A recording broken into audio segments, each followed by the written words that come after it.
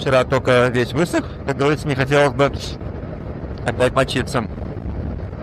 Но если дождик начнется, то я уже, наверное, оделась, чтобы джинсы и все остальное не мочить.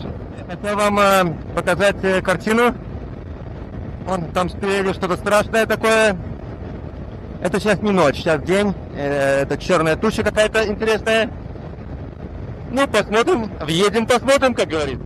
Вот у нас и дождик идет, и солнце, и ветер, и все остальное одновременно. Вот это Ванкувер. Это горы, это постоянная такая погода. Уже солнце светит на все, и дождик идет вовсю.